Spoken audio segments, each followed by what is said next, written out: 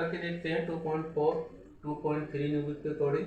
लेकिन question number 5 NCERT के अलावा ये क्वेश्चन है आपके पास। क्वेश्चन नंबर 5 एनसीईआरटी के अलावा है आपके पास, कैपिटल बुक के अंदर ये गिवन है और ये अच्छा क्वेश्चन है। यहाँ पर बच्चे को करने में बहुत ज़्यादा परेशानी आती है, बहुत ज़्यादा कठिनाइयों से होती है, लेकिन मैं इस क्वेश्चन को बहुत ईजी तरीके से आपको करना बताऊँगा। तो जिस तरीके से मैंने कहा था कि आपके पास जो लास्ट नंबर होता है, जैसे 6 है, इस 6 के फैक्टर को चेक करते हैं तो +-1 तो सभी का होगा और +-2 से भी इसमें डिवाइड जाएगा और +-3 से भी डिवाइड जाएगा और इसमें +-6 भी होगा।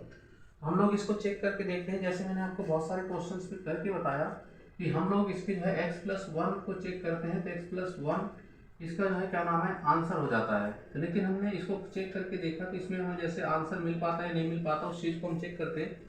हमने यहाँ पर चेक करके देखा कि इधर प्लस का तो इधर माइनस हो जाता है, तो यहाँ पर हमने -1 को सब्स्टिट्यूट किया तो -1 का क्यूब -7 -1 और +6। तो हमारे पास देखिए क्या आ गया है, तो -1 आ गया और +7 आ गया और +6 आ गया। तो अब यहाँ पर तो 0 नहीं, क्योंकि 7 6 13 होते, 13 में से -1 जाएगा तो 12 आ गया। तो इसका मतलब है कि ये इसका फैक्टर नहीं होगा। तो अब इसका ये फैक्टर नहीं होगा तो हम क्या करेंगे नेक्स्ट में, तो नेक्स्ट में हम लोग इसका जो दूसरा फैक्टर है उसको चेक करके देखेंगे। तो नेक्स्ट फैक्टर इसका क्या है, तो वो है x-1। x-1 को हम लोग चेक करके देखते हैं तो x-1 = 0 हो गया, तो x = 1 हो गया। तो अब 1 को हम सब्स्टिट्यूट करके देखें क्या ये इस इक्वेशन को 0 कर पाएगा। तो हमने देखा जैसे सब्स्टिट्यूट करके, तो x का क्यूब दिया है आपके पास, -7x है, +6 है।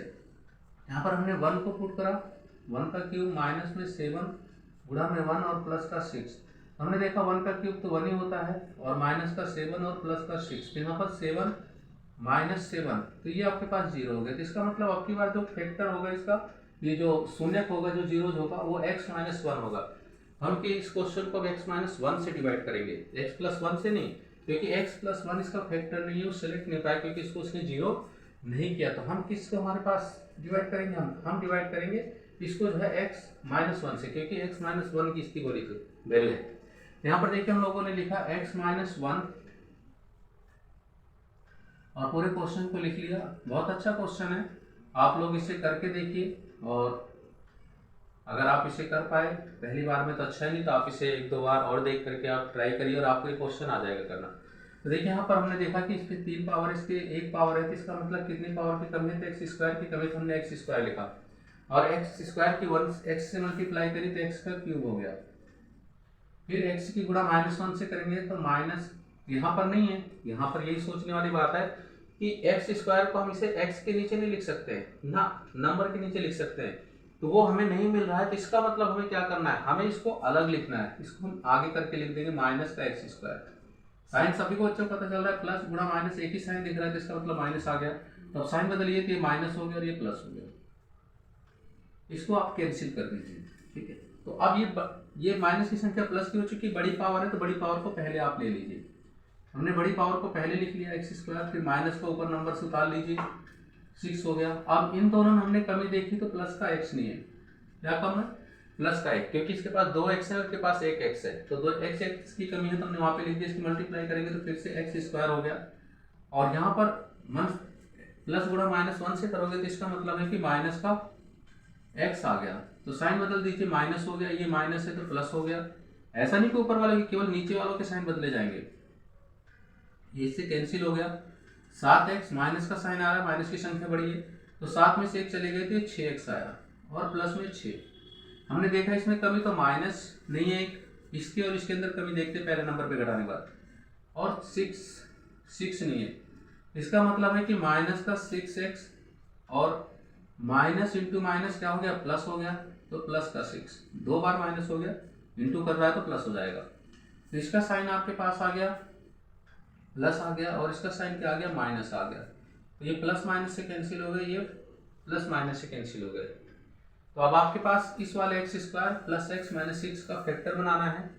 तो हम देखते हैं इसका फैक्टर बना करके, हमारे पास x² प्लस x माइनस 6, इसका हम फैक्टर बनाते हैं, जो क्वाड्रेटिक इक्वेशन द्विघात समीकरण हमारे पास आई है।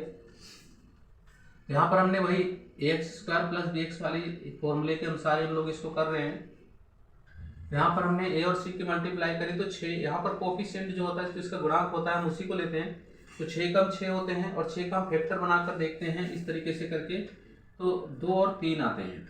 तो क्या 2 और 3 को मल्टीप्लाई करने पर 6 आ रहा है? तो हाँ 6 आ रहा है, अर्थात इसी को वो फुलफिल कर रहा है।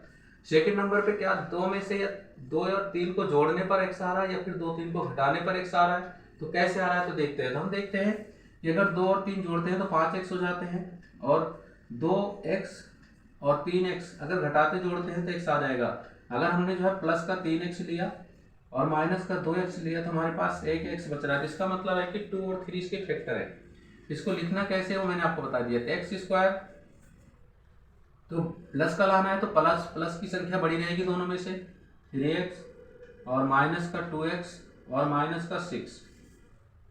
अब इन दोनों नंबर्स में से क्या कॉमन है? तो x कॉमन है, तो हमने लिख लिया x, और यहाँ पर से भी x चला गया तो 3 आया, फिर माइनस का साइन लगाया, तो 2 से दोनों टेबल में भाग जा रहा है तो हमने 2 को लिखा, और ये x बचा, और माइनस का साइन होने से अंदर का साइन बदल जाता है, या फिर आपके इस जो ब्रैकेट में नंबर आ रहा है वही वहाँ पर भी आएगा, तो x प्लस 3। तो अब बस हमारे पास इसका फाइनली हमें आंसर लिखना है। ये क्वेश्चन हम लोग सॉल्व कर लिया है। तो पहला क्या था? x माइनस 1 इसका फैक्टर था। सेकंड नंबर पे क्या है, जो ब्रैकेट के अंदर आप उसे लिख सकते हो, या ब्रैकेट के बाहर वाला x प्लस 3 ब्रैकेट एक ही बार लिखना है, और ब्रैकेट से बाहर जो है। तो आप मेरे चैनल हेलो शिक्षा के संग जुड़े रहिए, लाइक करिए, सब्सक्राइब करिए, शेयर करिए, कमेंट करिए। आपसे बच्चों का वीडियो देखने के लिए धन्यवाद।